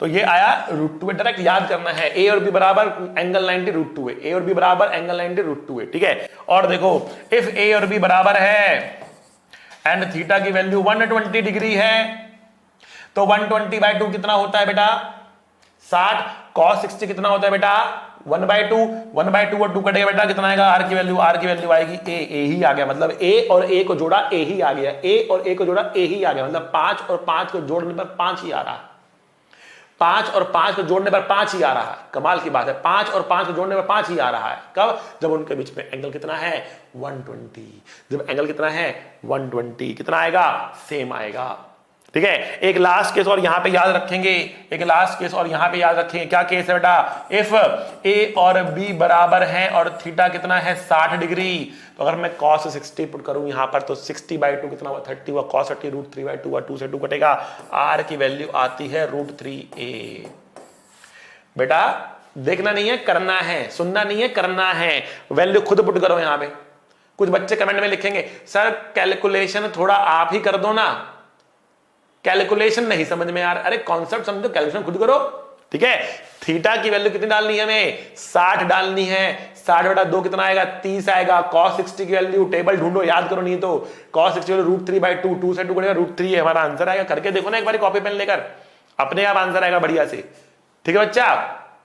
समझ में आ गया आपको, ये सारे केसेस याद होने चाहिए, टिप्स पे होना चाहिए, टिप्स पे होना चाहिए, टिप्स पे होना चाहिए, टिप्स होना चाहिए, टिप्स होना चाहिए, टिप्स पे होना चाहिए बेटा ये सारे केसेस, ठीक है। सारा एकदम तुरंत 60 डिग्री का एंगल √3a, 120 डिग्री का एंगल a, 90 डिग्री का एंगल √2a, 0 डिग्री का एंगल 2a, 180 डिग्री का एंगल 0।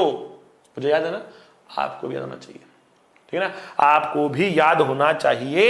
ये था एडिशन ऑफ 2 वेक्टर्स, ये था एडिशन ऑफ 2 वेक्टर। अब बात करते हैं फटाफट सब्ट्रैक्शन की, और फिर बात करूंगा रिजोल्यूशन की, और फिर हमारा एडिशन सब्ट्रैक्शन पूरा हो जाएगा, फिर हमारा एडिशन सब्ट्रैक्शन पूरा हो जाएगा। जितनी चीजें आपको एडिशन सब्ट्रैक्शन में चाहिए थी वो पूरा हो जाएगा, मुझे फिजिक्स में दिक्कत नहीं आएगी। हाँ कुछ कुछ जगह पर आपको कुछ कुछ बातें और सिखा सकते हैं, जैसे लैमीज थ्योरम सिखा देंगे, जैसे कि आपको साइन रूल्स जिसे कहते हैं वो सिखा देंगे, ठीक है ना। तो बेटा कोई दिक्कत नहीं है, आप वो भी सीख सकते हो, लेकिन जरूरत नहीं पड़ती फिजिक्स में एज सच, बिना उसके भी काम चलता है मेरा। लैमीज थ्योरम 3 वेक्टर्स को ऐड करने के लिए लगती है, अभी 2 को ऐड करना सिखाया है। रिजोल्यूशन के अंदर जितने मर्जी वेक्टर्स हो आप ऐड कर सकते हो, 3, 4, 5, 50 लगा सकते हो। लैमीज थ्योरम तभी लगेगी जब इक्विलिब्रियम होगा, तो हमें जरूरत ही नहीं है उसकी, ठीक है। हम जनरल मेथड सीखेंगे, हर जगह लगेगा, हर केस के लिए अलग अलग मेथड नहीं सीखेंगे, जनरल मेथड सीखेंगे, हर जगह लगेगा वो, ठीक है ना, वो मेथड सीखेंगे। अभी ये बताता हूं आपको, यहां पर कुछ और चीजें देखते जाओ बेटा, देखते जाओ बढ़िया से। सब्ट्रैक्शन,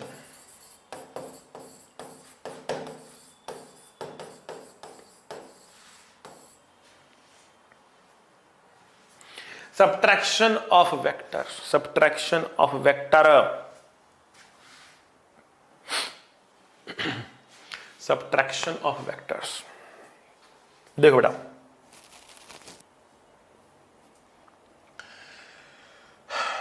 ए वेक्टर माइनस बी वेक्टर का मतलब होता है ए vector plus minus of B vector. क्या मतलब है इसका? सब्ट्रैक्शन कुछ और नहीं एडिशन ही है, सब्ट्रैक्शन कुछ और नहीं एडिशन ही है, बट कैसा एडिशन है? उल्टा कर कर ऐड करने का तरीका है। कहने का मतलब यह है कि अगर ये बी वेक्टर है ना, तो इसको उल्टा कर दो तो ये माइनस बी वेक्टर बन जाता है। तो माइनस बी वेक्टर को बोलते हैं नेगेटिव ऑफ अ वेक्टर, ठीक है, नेगेटिव वेक्टर भी बोल सकते हैं। मैग्नीट्यूड सेम, डायरेक्शन उल्टी, तो उल्टा कर दिया। तो हम माइनस कर रहे हैं, मतलब इसका मतलब क्या है? हम बी के उल्टे को ऐड कर रहे हैं, हम बी के उल्टे को ऐड कर रहे हैं, ये तो मतलब हुआ ना बस, ठीक है। अब इसका मतलब क्या है? देखो बेटा, अगर ये ए है और ये बी है, या ऐसे बना लो, ये बी है, पैराग्राम बना लो, ये ए है और ये बी है और इनके बीच में एंगल है थीटा, इनको जोड़ना है तो सिंपली जोड़ दोगे। अगर घटाना है तो क्या करना पड़ेगा? तो घटाने के लिए आपको क्या चाहिए? घटाने के लिए आपको माइनस बी चाहिए, वो नीचे की तरफ होगा ना, माइनस बी तो ऐसा होगा, माइनस बी तो ऐसा होगा, ये b है तो ये माइनस b है, यस और नो। ये b है तो ये माइनस b है, यस और नो। a और b के बीच का एंगल थीटा, a और माइनस b के बीच का एंगल कितना होगा बेटा बताओ? 180 माइनस थीटा। बस ये आपको जानना है। जब a और b को ऐड करोगे एंगल होगा थीटा, जब a और माइनस b को ऐड करोगे एंगल होगा 180 माइनस थीटा। तो बताओ बेटा r कितना होगा? बताओ बेटा r कितना होगा? ये होगा under root a square plus b square plus 2ab। कितना एंगल लूंगा? कितना एंगल लूंगा? 180 माइनस थीटा एंगल लूंगा, क्योंकि a और माइनस b के बीच का एंगल कितना? 180 माइनस थीटा। थीटा एंगल तो a और b के बीच में है, थीटा एंगल तो a और b के बीच में है। a और b को ऐड करना है तो एंगल थीटा ले लेंगे, a और माइनस b को ऐड करना है तो एंगल 180 माइनस थीटा लेंगे। बस, और कुछ चेंज नहीं करना, कहीं कोई चेंज नहीं करना। ये आपका आंसर आएगा बहुत शानदार तरीके से। कितना होगा ये? a square plus b square minus 2ab cos theta, ठीक है ना। 180 cos 180 minus theta, second quadrant में cos नेगेटिव होता है। a square plus b square minus 2ab cos theta is r। बेटा अगर वास्तव में इसको एक बैच की तरीके से लेकर आप चलना चाहते हो तो सारे लेक्चर प्रॉपरली देखना, क्योंकि हर चीजें आपस में लिंक्ड है। मैं यहां पर वेक्टर क्यों पढ़ा रहा हूं? क्योंकि मुझे आगे जरूरत है। मैं यहां पर वेक्टर क्यों पढ़ा रहा हूं? क्योंकि आगे जरूरत है, ठीक है ना। अभी हम रिलेटिव मोशन में लेकर जाएंगे आपको। सब्ट्रैक्शन ऑफ वेक्टर वहां पे एक इंपॉर्टेंट रोल प्ले करने वाला है। सारा खेल सब्ट्रैक्शन ऑफ वेक्टर का वहां पे रहेगा बेटा, ठीक है ना। तो अगर ये लेक्चर मिस करोगे तो अगले लेक्चर में दिक्कत आएगी, ठीक है। तो ये लेक्चर देखो, अगला लेक्चर करने से पहले ये लेक्चर देखो। मैं वहां पर बोल दूंगा, मैं वहां पर बता दूंगा और वहां पर आपको समझा दूंगा कि लेक्चर भी आपको देखना जरूरी है। बट बैच की तरह लेके चलो इसको बेटा, फ्री ऑफ कॉस्ट बैच, सब कुछ मिलेगा, A to Z मिलेगा। कमेंट में बहुत सारे बच्चे लिख रहे हैं, ठीक है, कि सर सब कुछ आप पढ़ा रहे हो, ठीक है ना। तो सब कुछ दे रहा हूं यहां पर, फ्री ऑफ कॉस्ट दे रहा हूं आपको, ठीक है। तो फ्री की वर्थ नहीं होती, फ्री की वर्थ नहीं होती तो उसको वर्थलेस मत कर देना। बहुत एफर्ट लगता है बेटा। तो पूरा देखो, अच्छे से देखो, सारा देखो अच्छे से, ठीक है। तब समझ में आएगा बढ़िया से, तब समझ में आएगा बढ़िया से, ठीक है बच्चा। तो बढ़ते हैं आगे। ये आपके पास r आ गया, root of a square plus b square minus 2ab cos theta. ये r की वैल्यू आपको मिल चुकी है सब्ट्रैक्शन ऑफ वेक्टर के लिए। सब्ट्रैक्शन का मतलब क्या है? उल्टा कर ऐड करना, उल्टा कर ऐड करना। जब आप ऐसा करते हो तो एंगल थीटा से बदलकर हो जाता है 180 माइनस थीटा। आंसर आता है r का root of a square plus b square plus 2ab cos theta, ठीक है। हैविंग सेड दैट, बढ़ते हैं आगे। अब एक और बात करते हैं यहां पर रिजोल्यूशन ऑफ वेक्टर की।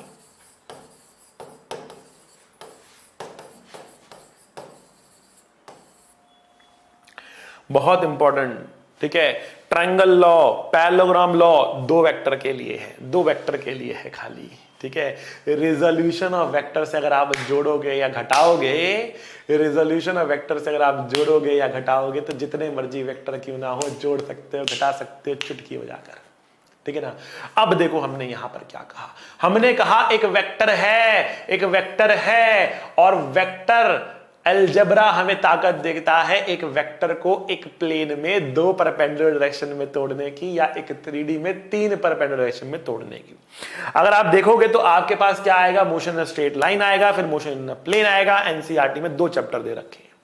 मोशन इन 3D ऐसा कुछ आपके सिलेबस में नहीं दिया हुआ है, तो मैं फिलहाल 3D के अंदर जाकर ज्यादा बातें नहीं करूंगा। 12th क्लास मैथमेटिक्स, जो इंजीनियरिंग के बच्चे हैं, 12th क्लास मैथमेटिक्स के अंदर 3D नाम का एक चैप्टर आएगा, वहां पर आपको डिटेल में समझाएंगे 3D के अंदर क्या होता है, डायरेक्शन को साइंस क्या होते हैं, वगैरह वगैरह बातें। अभी फिलहाल मैं वहां पर नहीं जाने वाला हूं, ठीक है। सिंपल हम टिकेंगे एक प्लेन के ऊपर। तो एक प्लेन के अंदर, इन वन प्लेन या in a plane, in a plane a vector can be broken into two perpendicular directions or two perpendicular और टू म्यूचुअली एक्सक्लूसिव डायरेक्शंस। ठीक है ना। क्यों तोड़ते हैं दो अलग को? क्योंकि हम एक इस डायरेक्शन में स्टडी कर लेंगे, एक इस डायरेक्शन स्टडी कर लेंगे, दोनों क्या है? इंडिपेंडेंट डायरेक्शंस हैं। तो उन दोनों डायरेक्शन में आप बखूबी उनको पढ़ो, कोई दिक्कत परेशानी आपको नहीं आएगी। ठीक है ना। कैसे ब्रेक करेंगे? बहुत सिंपल तरीका रहेगा। कोई भी वेक्टर आपने ले लिया, ए वेक्टर, दो परपेंडिकुलर डायरेक्शन अब आपको लेनी होंगी। तो एक डायरेक्शन मान लिया हमने ये ले ली, दूसरी डायरेक्शन हमने ये ले ली। इसको हमने x कह दिया, इसको हमने y कह दिया। एक को x कह दिया, एक को y कह दिया। मान लिया ये एंगल बना रहा यहां से थीटा। फिर हमने क्या करा? हमने कहा भैया इसके दो कंपोनेंट बनेंगे, एक x के अलोंग बनेगा, एक y के अलोंग बनेगा। x के अलोंग जो कंपोनेंट है वो इस वेक्टर का इंपैक्ट है, वो इस वेक्टर का इफेक्ट है। x के अंदर y के अलोंग जो कंपोनेंट है वो इस वेक्टर का इंपैक्ट है या इफेक्ट है y के अंदर। दोनों को जोड़ेंगे तो a आएगा, दोनों को जोड़ेंगे तो a आएगा। कैसे जोड़ेंगे? वेक्टोरियली जोड़ेंगे, वेक्टोरियली जोड़ेंगे। ठीक है। पर पहले तोड़ ले, जोड़ना सीख लिया है, पहले अब तोड़ ले। तो तोड़ेंगे कैसे? देखते हैं हम इसको। देखो बच्चा, हमने कहा ये ट्रायंगल बन गया है, राइट एंगल ट्रायंगल बन गया है, दो परपेंडिकुलर डायरेक्शन हम ले रहे थे। तो हमने कहा कि इसको बोल देते हैं ax, इसको बोल देते हैं ay, इसको बोल देते हैं ax, इसको बोल देते हैं ay। ax कितना, ay कितना? ax क्या कहलाता है? ax कहलाता है component of a along x। ये क्या कहलाता है? ये कहलाता है component of a along y, component of a along x, component of a along y, component of a along x, component of a along y। आई बात समझ में? ये कहलाएगा आपके पास component of A along X and component of A along Y. ये कहलाएगा आपके पास। समझ के बात आप लोग? कोई परेशानी बच्चा? नहीं? तो बड़े आगे यहां पे बढ़िया से। ठीक है। ए एक्स कितना होगा? तो हमने कहा ये ट्रायंगल है, ए एक्स हमारा बेस है, ए वाई परपेंडिकुलर है, ये हाइपोटेन्यूज है। तो बताओ what is cos theta? Base which is a x, hypotenuse which is a. ये तो ए ही है ना, ये तो पूरा ए ही है ना। ये सुनो, ठीक है ना। तो a x by a, what is a x equal to? A x equal to a cos theta. Theta के साथ वाला देखो दो है यहां पर, एक थीटा के साथ वाला, एक थीटा के सामने वाला। थीटा के साथ वाला कॉस थीटा। याद रखना इस बात को। रिजॉल्व कैसे करते हैं मैं बार बार इसका इस्तेमाल करूंगा। थीटा के साथ वाला कॉस थीटा कंपोनेंट, थीटा के साथ वाला कॉस थीटा कंपोनेंट, थीटा के साथ वाला कॉस थीटा, थीटा के साथ वाला कॉस थीटा, थीटा के साथ वाला कॉस थीटा कंपोनेंट रहेगा। याद रखना बेटा इस चीज को। ठीक है। ए वाई की बात कर लेते हैं। ए वाई कितना हुआ? तो बोल रहे बेटा a y by a, a y by a, a y by a क्या होगा? ये होगा बेटा साइन थीटा होगा। ए वाई बाई ए क्या होगा? साइन थीटा होगा। तो tell me what is a y? A y क्या होगा? ए वाई होगा बेटा a sine theta. A x होगा a cos theta, a y होगा ए साइन थीटा, थीटा के साथ वाला कॉस थीटा, थीटा के सामने वाला साइन थीटा, थीटा के साथ वाला कॉस थीटा, थीटा के सामने वाला साइन थीटा। कंपोनेंट हो गए आपके। ए वेक्टर को कैसे लिखेंगे बेटा? हम लिख सकते हैं a vector is nothing but a x i cap, a y j cap, या फिर लिख सकते हो आप a cos theta i cap, a sine theta j cap. कुछ भी लिख सकते हो बेटा, इससे आपको फर्क नहीं पड़ता। इसे कहते हैं दो वेक्टर को रिजॉल्व करना, दो वेक्टर्स को तोड़ देना। ठीक, अच्छे से देख लो, नोट कर लो, और फिर हम इसके ऊपर एक प्रश्न करके यहां पर देखने वाले हैं। ठीक है, कि कैसे हम इसको जोड़कर रिजल्टेंट निकाल लेते हैं। ठीक है, तीन वेक्टर लेकर मैं आपको जोड़कर तोड़कर निकाल कर देता हूं। मान लिया हमारे पास कुछ इस तरीके से तीन हमारे पास ये फोर्सेस हैं। ठीक है ना, हमने कहा ये फोर्स लग रहा है 30 न्यूटन, और ये एंगल हमने ले लिया 37 डिग्री। ये लग रहा है हमारे पास 20 न्यूटन, ये लग रहा है हमारे पास 40 न्यूटन। हम जानना चाहते हैं what is the net force, what is the net force, net force कितना लग रहा है। Find F net.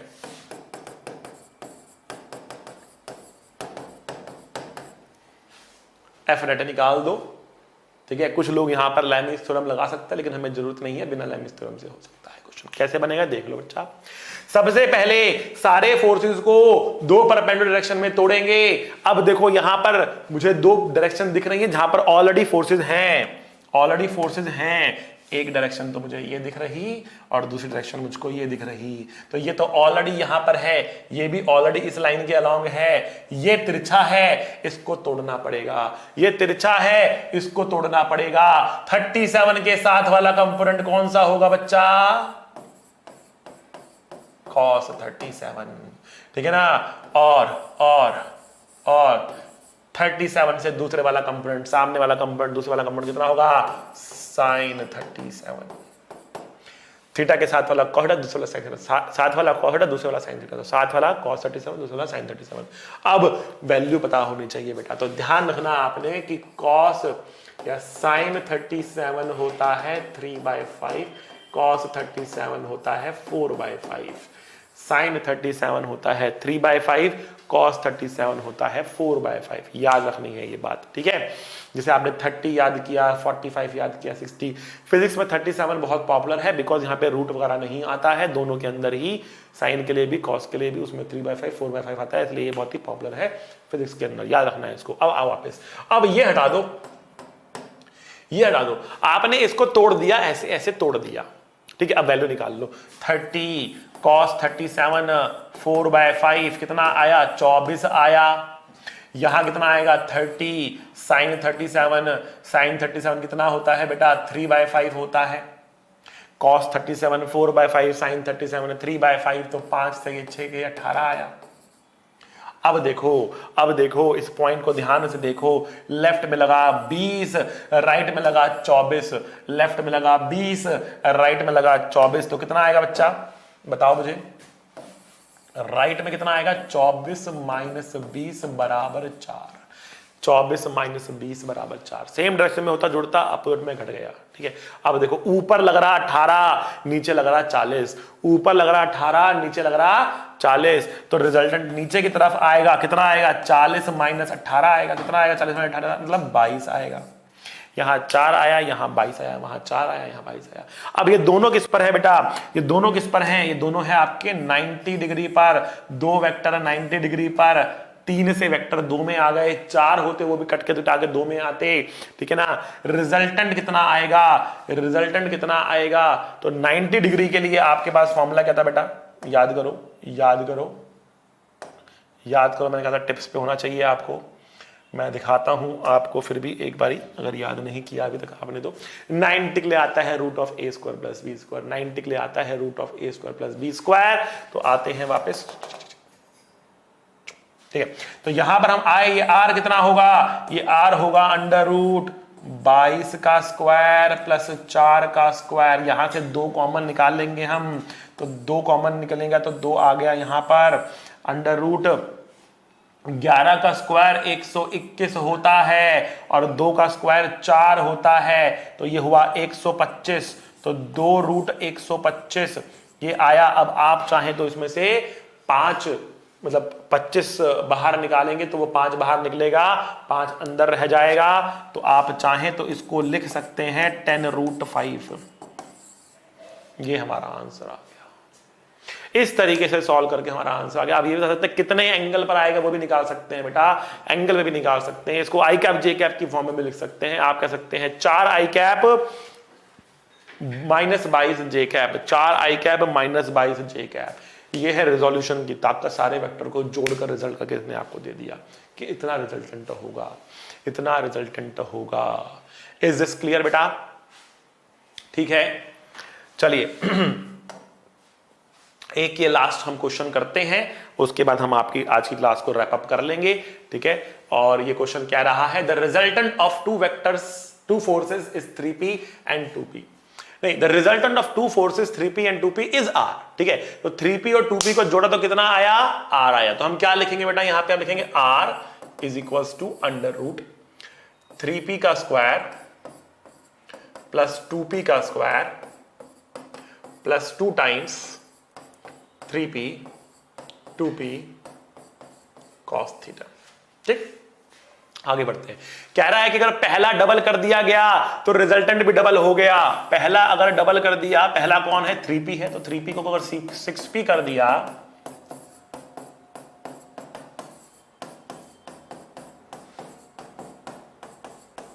एंगल नहीं बदला है, बस डबल किया है उसको। अगर पहले वाले को डबल कर दिया, 6p कर दिया, रिजल्टेंट भी डबल हो गया, 2r हो गया। Find the angle between the two forces, मतलब आपको थीटा निकालना है, यहां से थीटा निकालना है यहां से, बस और कुछ करना नहीं है। तो बहुत सिंपल क्वेश्चन हो गया हमारे लिए। तो देखो 9 + 4 13, 3 to the 6 to the 12,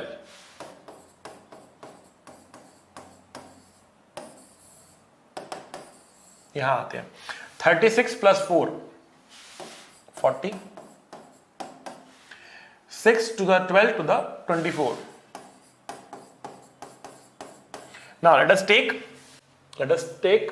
the division of the two. It will be r कटेगा, 1/2 आएगा, p² कट जाएगा ऊपर से। 13 + 12 cos थीटा, 40 + 24 cos थीटा, इस पूरे का रूट रहेगा। स्क्वायर करेंगे दोनों तरफ और क्रॉस मल्टीप्लाई कर लेंगे। यहां 4 आएगा और इसको यहां पे लेंगे, तो 40 + 24 cos theta divided by 4 is 13 + 12 cos theta. अब 4 से काटेंगे तो ये 10 आएगा, 4 से काटेंगे तो ये 6 आएगा। 10 को यहां लेके जाएंगे, इनफैक्ट 13 को वहां पे ले जाएंगे और 6 cos थीटा को यहां ले आएंगे। जब 13 वहां पे जाएगा तो वो -3 बचेगा, वो यहां पर आएगा तो ये 6 cos थीटा बचेगा। तो cos थीटा की वैल्यू मुझे यहां पर -1/2 आती हुई दिख रही है, तो थीटा की वैल्यू 120 डिग्री आपको मिल जाएगी। थीटा की वैल्यू 120 डिग्री आपको मिल जाएगी बेटा, ठीक है। तो इस तरीके से आप अपना आंसर निकाल सकते हैं, इस तरीके से आपको आपका आंसर मिल जाएगा बेटा, ठीक है। समझ गए? क्लियर है? ठीक है। हालांकि वेक्टर के ऊपर ऐसे स्टैंडर्ड में बहुत ज्यादा कुछ क्वेश्चंस आते नहीं हैं, आपको वेक्टर की जरूरत दूसरे चैप्टर्स में पड़ती रहती है। अभी मैंने वेक्टर को ऐड करना, सब्ट्रैक्ट करना सिखाया है। अगली क्लास में जब रिलेटिव मोशन की बात करूंगा तो इसका एप्लीकेशन आपको सिखाऊंगा, ठीक है, कि कैसे वहां पर एप्लीकेशन होता है एडिशन सब्ट्रैक्शन का। और जब आपको डॉट प्रोडक्ट और क्रॉस प्रोडक्ट सीखना होगा तब एक क्लास हम इसके ऊपर और ले लेंगे, तो डॉट और क्रॉस के बारे में हम आपको बता देंगे जब इसकी जरूरत आएगी, ठीक है। फिलहाल के लिए, आज के लिए इतना ही हमारे लिए काफी है बेटा। पढ़ते रहिए भैया आराम से। तो एक नया कोट आप पे लेकर आए हम कि if you keep on doing what you have always done, you will keep on getting what you have always got. क्या मतलब है बेटा? कि अगर अभी तक आप पढ़ाई ढंग से नहीं कर रहे थे, अगर आप पढ़ाई ढंग से नहीं कर रहे थे, ठीक है ना, और ढंग से नहीं पढ़ रहे थे, रेगुलरली नहीं पढ़ रहे थे, मेहनत नहीं कर रहे थे, लेजर में जी रहे थे, आराम से जिंदगी कट रही थी, मजे में जिंदगी कट रही थी, अगर जिंदगी ऐसी ही कटती रही तो जो आज तक मिलता आया है वो ही मिलता रहेगा, ठीक है। फिर आप नहीं कह सकते हमें IIT चाहिए, हमें इंजीनियर बनना है, हमें नीट चाहिए, हमें मेडिकल में जाना है, हमें एम्स में जाना है, हमें डॉक्टर बनना है। अगर ये सपना मन में लिए हो तो कुछ अलग करना पड़ेगा, हटके करना पड़ेगा, मेहनत करनी पड़ेगी, पढ़ाई करनी पड़ेगी। तो if you keep on doing what you have always done, you will keep on getting what you have always got. तो पढ़ते रहिए। टाटा, सी यू, बाय बाय।